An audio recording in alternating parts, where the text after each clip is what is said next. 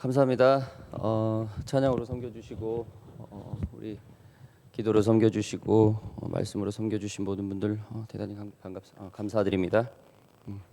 잘 들리죠? 예, 감사합니다.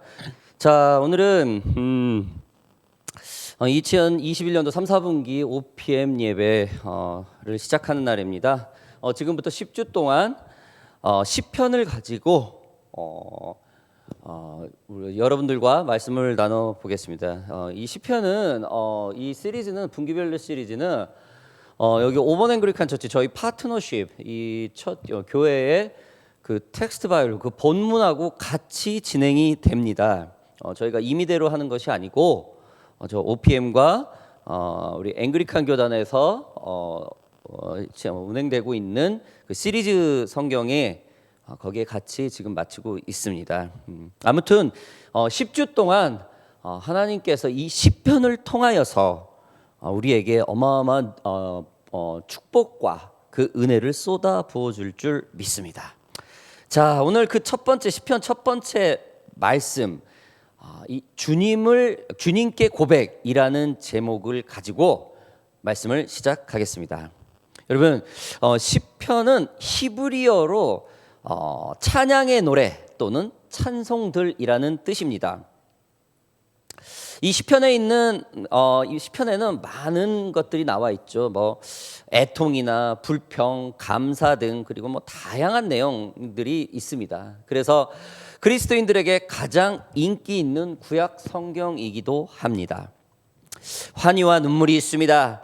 웃음과 아픔과 치유가 있습니다. 역경과 승리, 좌절과 희망이 있습니다. 여러분, 즉 이 모든 것들, 이 시편에 나와 있는 모든 것들이 우리들의 삶에서 늘 보편적으로 일어나고 있는 것들을 주님께 고백하는 내용이 됩니다. 그것이 바로 관점이 되어서 우리가 말씀을 나눠 볼 것입니다. 자, 시편 1편 1절은 복이 있는 사람이라는 말로 시작을 합니다.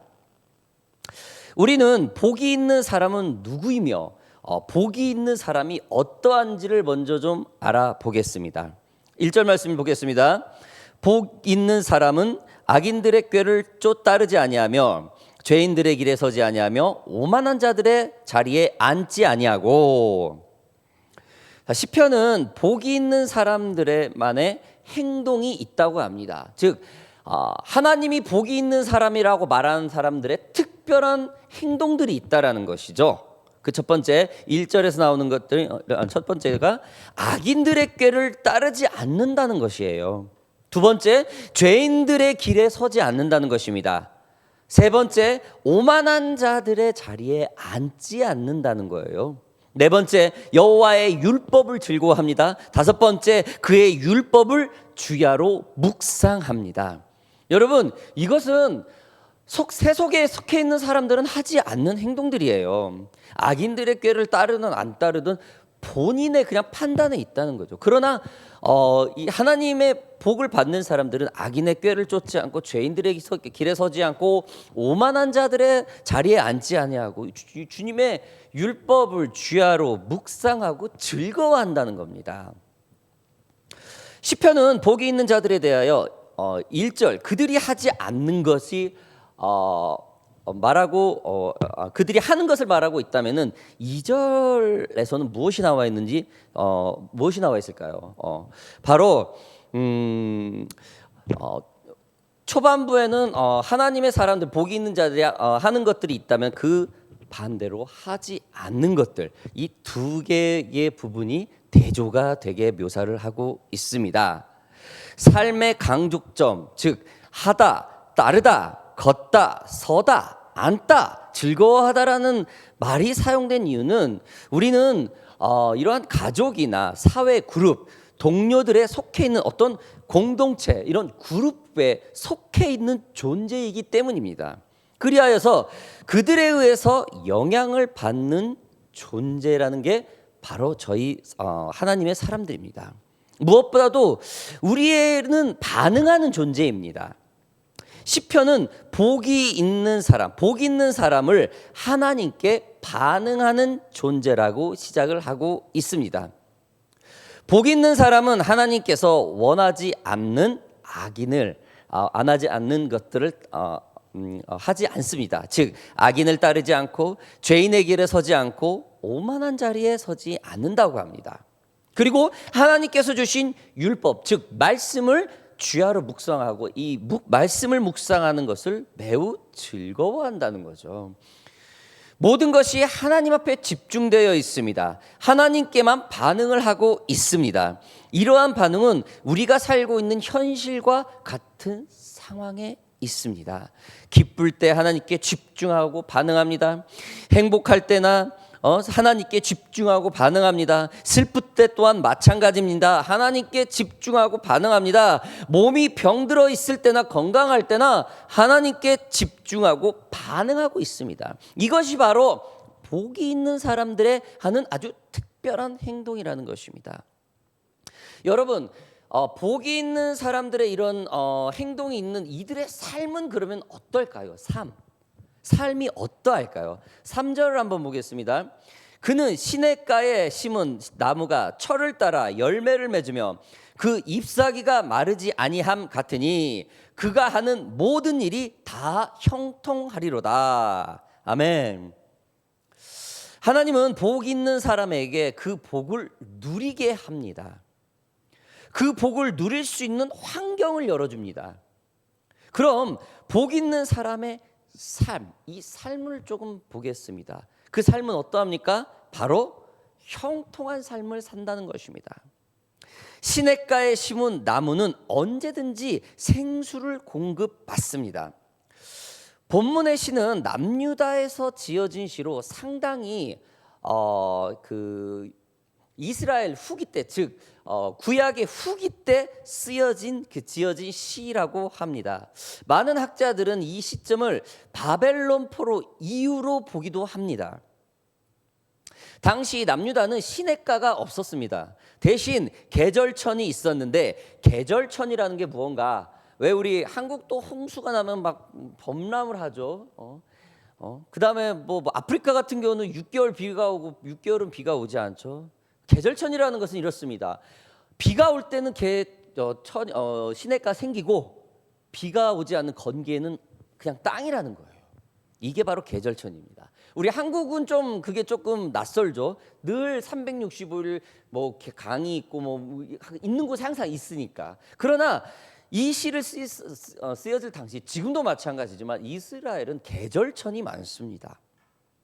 지금 시편에서 쓴 이 시편 기자는 늘 보고 들은 게 계절천입니다. 그러나 24시간 365일 마르지 않는 시냇가의 나무, 이 시편 기자가 생각하고 시편 기자가 가장 상상할 수 있는 최고치의 표현력이 무언가, 시냇가에 심은 나무, 최고라는 표현이라는 거예요. 그렇죠?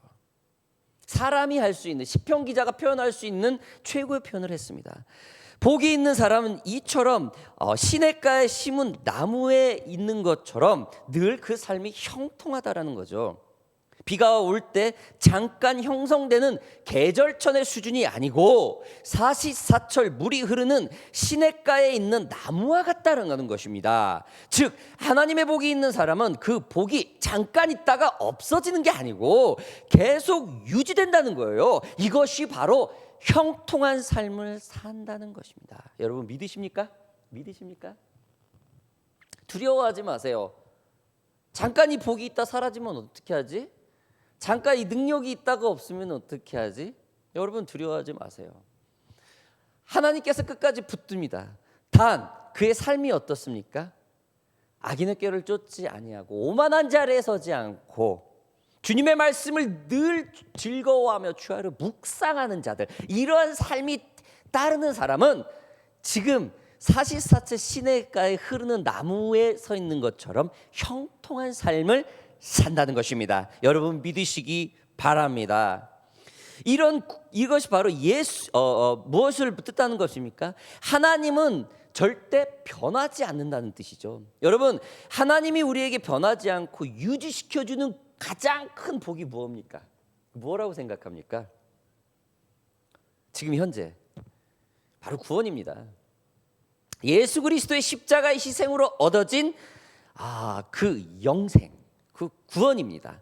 예수 그리스도를 구주로 받아들이고 그에 따라 악인의 길을 쫓지 않고 오만한 자의 길에 서지 않는 그 순종의 삶을 살 때 그 영생은 우리에게 떠나지 않는다는 것입니다. 여러분 믿으시기 바랍니다. 이런 구원의 기회를 얻어 영생의 길을 보장받은 삶이 복을 누리는 사람의 그 형통한 삶이라는 것입니다. 여러분 또한 복이 있는 사람이 누리는 것은 무엇이 있겠습니까? 누리는 것 바로 번영된 삶입니다. 여러분 오늘 본문에 나오는 이 형통한 삶이라는 말은 영어로 얘기하면 prosperous, 즉 prosperous는 한국말로 곧 직역을 한다면은 번영하다, 성공하다, 뜻을 이루다라는 뜻입니다. 번영된다라는 것이요, 번영하는 삶, 즉 열매가 많은 삶을 살고 수확을 많이 하는 풍성한 것을 말합니다. 여러분 계절천이 아닌 사시사철 물이 흐르는 시냇가에서 자란 나무처럼 그 잎사귀가 마르지 않고 늘 풍성하다라는 거예요. 이런 번영된 삶을 사는 것이 복 있는 사람들의 삶이라는 것입니다.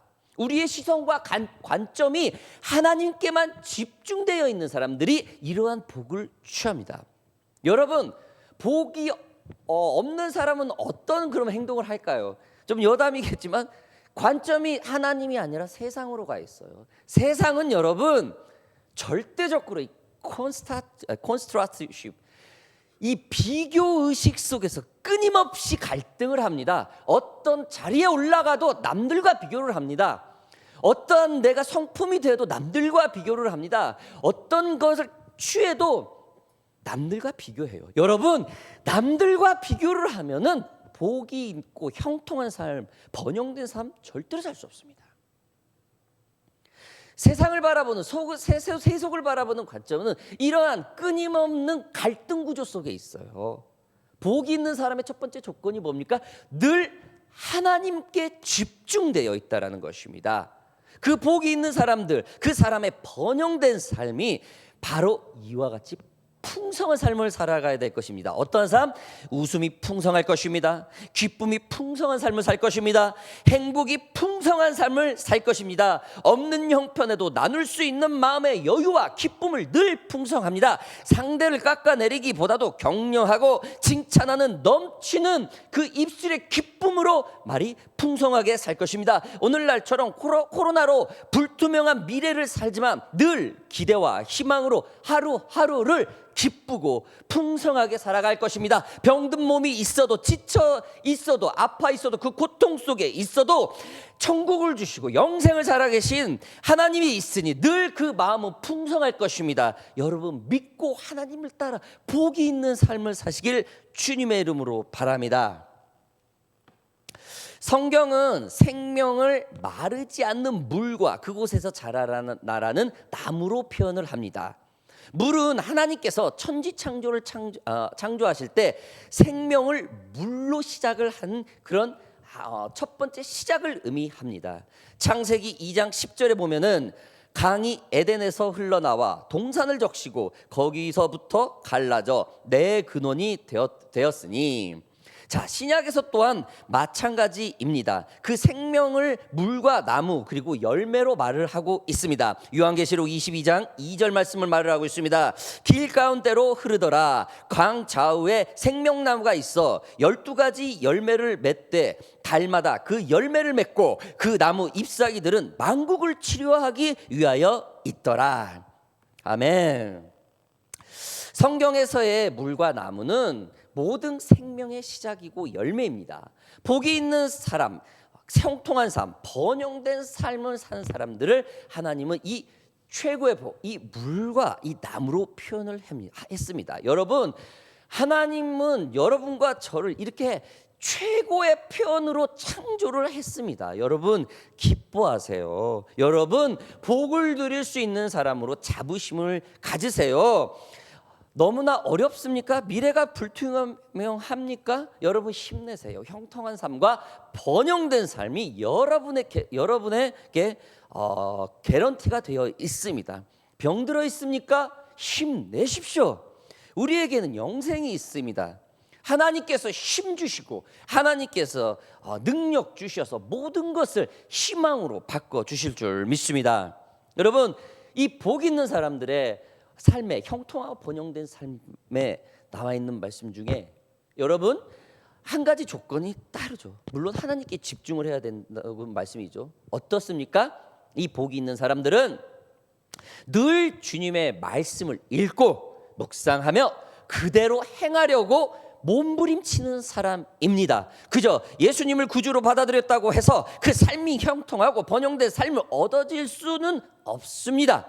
하나님의 말씀대로 살려고 몸부림치고 노력하는 사람이 진정한 복이 있는 사람이라고 저는 주장을 합니다. 여러분, 우리가 잘 아는 여호수아는 어땠습니까? 여호수아 1장 8절에 보면은 이 율법책을 내 입에서 떠나지 말게 하며 주야로 그것을 묵상하여 그 안에 기록된 말대로 다 지켜 행하라. 그리하면 내 길이 평탄하게 될 것이며 내가 형통하리라. 아멘. 여러분, 제가 20여 년에 성령 받을 때 하나님 말씀을 잘 몰랐었어요. 그런데 기도만 하면은 내 이 율법책에서 이 율법책을 내 입에서 떠나지 말라 주야로 묵상하라. 그러니까 어렸을 때 자라면서 이거를 읽어봤었나 봐요. 끊임없이 이 말이 생각이 나는 거야. 도대체 어디 있는 거야? 그때 이제 컴퓨터를 이제 호주에서 486 갖고 있을 때 찾아보지도 못한 그런 능력을 생각도 못했어. 지금이야 뭐 주야로 묵상 따고 주르륵 어디 나오잖아. 왜 그때는 그걸 찾아볼 생각? 미친 듯이 성경을 읽었어요. 머리에서 떠나가지가 않는 거야. 아침부터 저녁까지 기도를 해도 이 율법책을 내 입에서 떠나지 말게 하며 그것을 주야로 묵상하며 그 기록됐지 다 지켜 행하라. 이 말이 떠나지 않는 거예요. 언젠간 읽어봤겠죠. 어렸을 때. 그래서 딱 찾았는데 여호수아 이제 창세기부터 이제 묵상을 하는데 여호수아서까지 딱 오는데 이게 온 거예요. 이거 왔을 때 너무나 슬픈 거예요. 그때 이제 단판간에서 이제 살았는데 방 2칸짜리 2층 유닛에서 살았는데 화장실 앞에서 이걸 이렇게 읽으면서 계속 성경을 계속 띄고 이렇게 읽다가 이걸 보게 된 거예요. 근데 이걸 보고 내가 푹 썩 주워서 앉았어요. 벽을 잡고 여기 있었구나. 하나님 말씀이 있구나. 내 생각에 있는 것만이 아니라 내 생각이 아니었구나. 분명히 하나님 말씀을 주시는 거예요. 그러면서 그때부터 이 하나님의 말씀에 미쳐 사는 거예요. 이 여기에 나온 말씀대로 주야로 묵상하며 그 안에 있는 대로 다 기록한 대로 지키고 행하려고 몸부림쳤다라는 거예요. 때로는 정죄감에 눌렸어요. 말씀을 지키지 못했기 때문에. 때로는 이 말씀을 읽지 못하고 넘어간 적도 있어요. 왜? 날 새고 일을 해야 됐기 때문에. 그때는 밤 10시에 나가면은 아침 7시에 들어와서 3시간 자서 10시에 또 나가서 오후 4시에 들어와서 잠깐 자고 밤 10시에 또 나가고 그렇게 일을 계속 돌렸을 때예요. 그러니까 넘어갈 때도 많았어요. 그러나 몸부림쳤다는 거예요. 여호수아서 1장 8절 여러분 하나님께서 복이 있는 사람을 이 말씀 주님의 말씀으로 인도합니다. 그 어떠한 영적 능력도 성령의 능력도 여러분 말씀 안에 중심이 되셔야 합니다. 여러분 믿으시기 바랍니다. 여호수아는 40여 년을 모세 옆에서 2인자로 살면서 한 번도 불순종하지 않고 모세를 본받으며 그의 삶으로 하나님을 경외하고 훈련 받으면 받는 대로 모든 것을 순종하며 살았습니다. 그래서 하나님은 그에게 말씀을 했습니다. 주님의 말씀을 묵상하고 다 지켜 행하라. 40여 년 동안 순종하고 했는데 그에게 한 말이 뭡니까? 주님의 말씀을 묵상하라는 게 첫 마디였다라는 거예요. 여러분 왜 주님의 말씀을 묵상하고 다 지키라고 했을까요? 왜 주님이 이런 말씀을 했을까요? 여호수아에게 왜? 충분히 순종하고 충분히 그 능력이 있고 충분히 모세의 뒤를 이어서 이스라엘 민족들을 이끌 수 있는 굉장한 좋은 성품과 영적 능력 지도력을 갖고 있었는데도 불구하고 하나님은 주님의 말씀을 주야로 묵상하라고 했습니다. 왜일까요? 그의 삶은 평탄하고 형통한 복이 있는 사람으로 살기를 바랬기 때문입니다. 여러분 삶에 좀 제재가 옵니까? 하나님 앞에 모든 것을 엎드려야 되는 잠깐 그 고도 질주에서 잠깐 멈추는 해프닝들이 있습니까? 여러분 엎드리세요. 무릎 꿇으세요. 환경이 뭐가 좁혀옵니까? 어렵습니까? 갑갑합니까? 두려움이 옵니까? 하나님 앞에 무조건 엎드리세요. 주님의 말씀을 묵상하세요. 하나님이 여러분을 사랑하셔서 붙들고 있는 그 순간입니다. 여러분 믿으시기 바랍니다. 여러분 저와 여러분은 복이 있는 사람들입니다.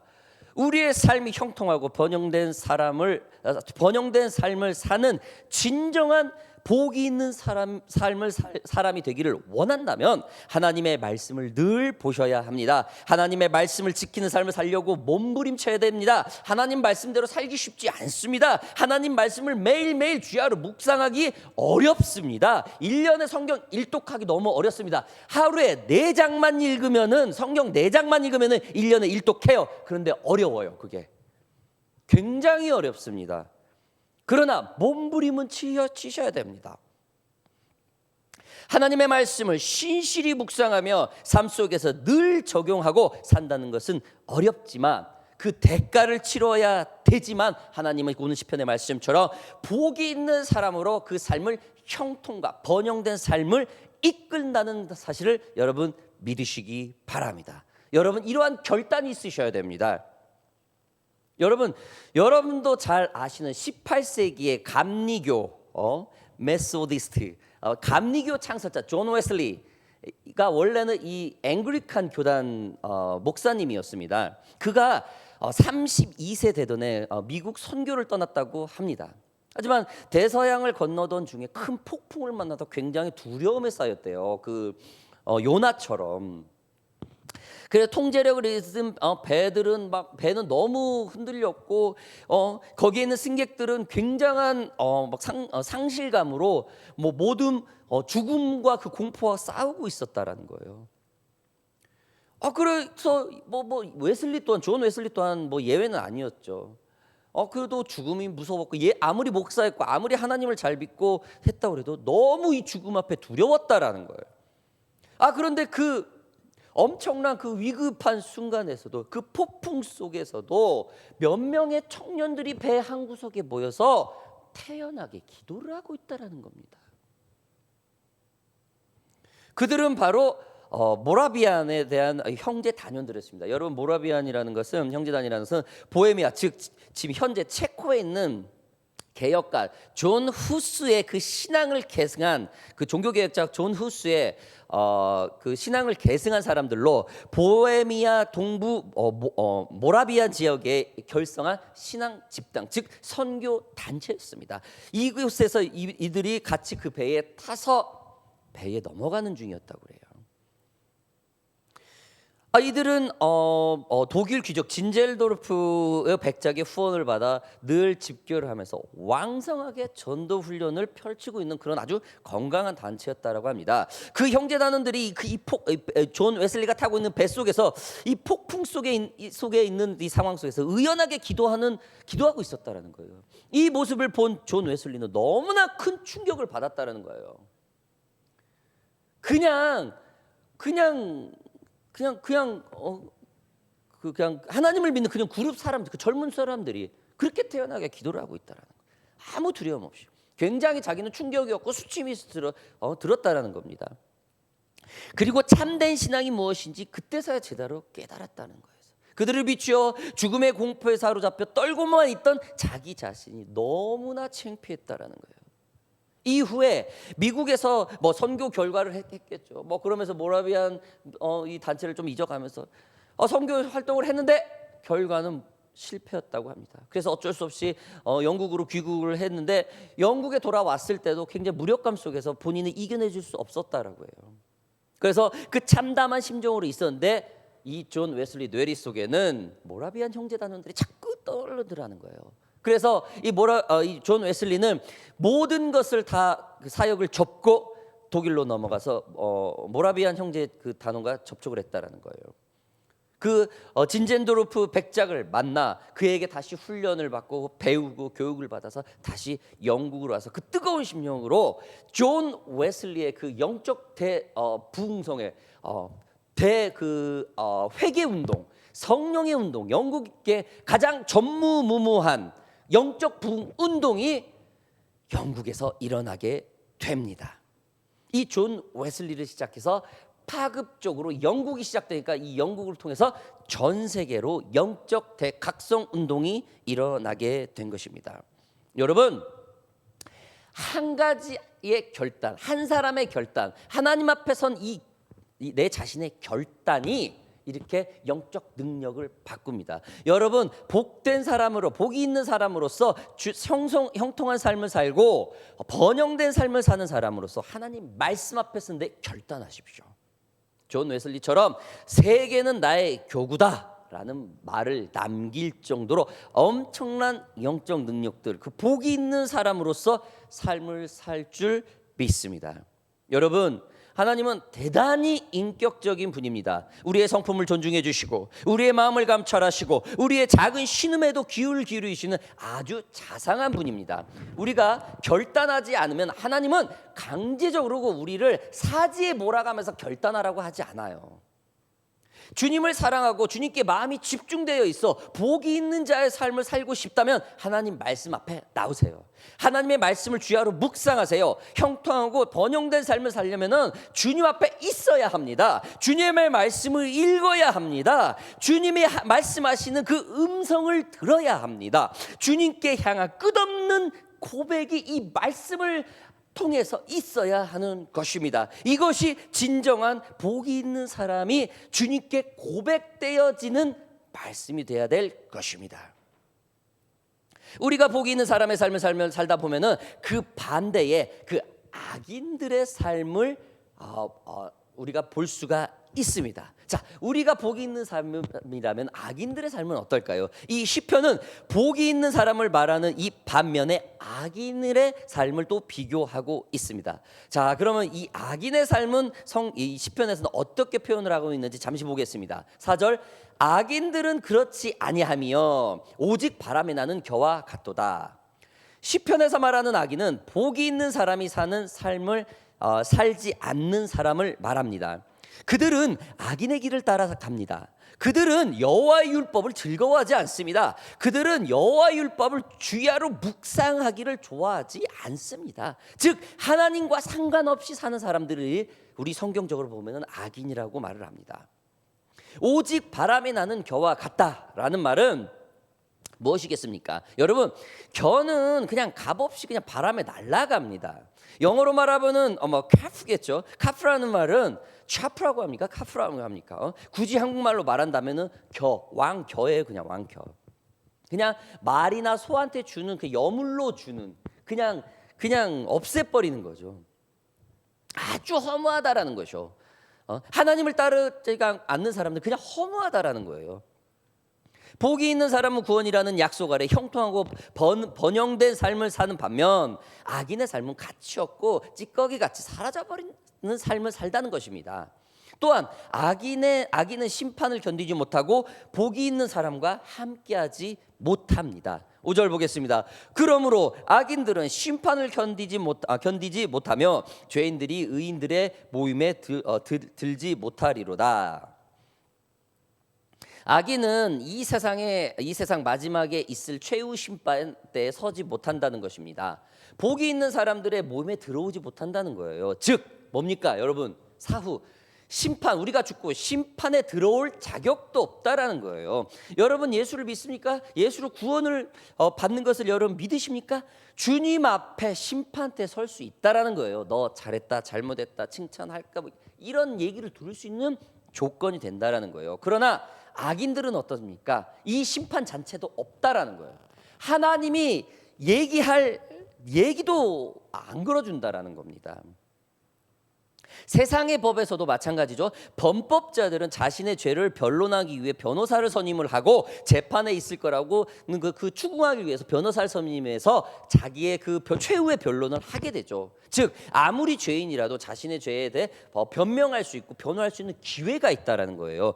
그러나 성경에서 말하는 악인은 이와 같이 변명할 수 있는, 변호할 수 있는 기회조차 없다라는 겁니다. 다시 말해 복이 있는 사람들은 하나님 앞에서 자신의 죄에 대한 부분을 질문을 받고 칭찬도 받겠죠. 거기에 대한 질문을 받겠죠. 추궁을 받고 대답이라도 할 수 있는 기회가 있습니다. 악인은 그냥 겨처럼 이런 심판 기회가 없다라는 겁니다. 이사야서 26장 14절에 악인에 대해서 이같이 말을 합니다. 그들은 죽었은즉 다시 살지 못하겠고 사망하였은즉 일어나지 못할 것이니 이는 주께서 벌하여 그들을 멸하사 그들의 모든 기억을 없이 하셨음이다. 자, 하나님은 악인들을 밭에 나는 겨와 같이 흔적을 없애겠다는 것입니다. 바람에 나는 겨와 같이 악인들을 기억하지 않겠다라는 것이죠. 여러분, 하나님은 분명한 분입니다. 여러분 믿으십니까? 분명한 분이에요. 하나님은 우리를 한계 없는 사랑으로 보살피지만 공의의 하나님이라는 것을 잊지 마시기 바랍니다. 하나님의 말씀을 주야로 묵상하고 악인의 길을 쫓지 않으며 몸부림치는 사람과 그렇지 않은 악인들은 분명히 구분을 한다는 거예요. 이렇듯 우리는 복이 있는 자로서의 삶의 증거로 주님께 고백되어지는 삶을 살아야 될 것입니다. 오늘의 말씀 마지막 보겠습니다. 6절 무릇 의인들의 길은 여호와께서 인정하시나 악인들의 길은 망하리로다. 사랑하는 OPM 예배자 여러분 그리고 이 시간에 함께하는 모든 참여자 여러분들, 복이 있는 사람의 삶을 사시기 바랍니다. 복이 있는 삶을 사시기 바랍니다. 하나님의 복을 받는 사람이 복이 있는 삶을 살 때 주님께 고백할 수 있는 자격이 얻게 됩니다. 하나님을 자꾸 또 찾으세요. 성경 말씀을 주야로 묵상하세요. 성경을 읽으면서 여러분의 마음을 하나님께 고백하세요. 망설이지 말고 지금 이 순간부터 결단하세요. 복이 있는 사람과 악인의 멸망의 기준은 모두 하나님께 속해 있습니다. 하나님께서 우리의 고백을 인정해 주시기에 복이 있는 사람으로 살 수 있는 것입니다. 반대로 악인은 하나님으로부터 인정받지 못했기에 멸망하는 것입니다. 우리는 하나님으로부터 버림받아 바람에 나는 겨와 같이 소멸되는 존재가 되어서는 아니 될 것입니다. 우리는 늘 주님의 말씀을 주야로 묵상하고 그 말씀을 지키기 위해 최선을 다하여 형통하고 번영된 삶을 살아야 할 것입니다. 그리하여서 주님께 고백하는 그리스도인으로서 주님께 인정받는 사람이 되어야 될 것입니다. 여러분, 코로나로 우리가 믿음을 지키기 어려운 때입니다. 코로나로 우리의 자신의 나약함이 자꾸 확인이 될 때입니다. 코로나로 복음으로 세상에 아무런 영향을 주지 못하는 힘없는 좌절감 속에 있을 때입니다. 그러나 하나님 앞에 있어야 되는 시간이 많다는 생각이 들 수 있는 기간이기도 합니다. 여러분, 그런 삶을 산다고 그런 기간이라고 생각을 하십시오. 주님의 말씀을 붙들고 모두 끝까지 버티시고 이겨내시기 바랍니다. 아픈 사람이 있습니까?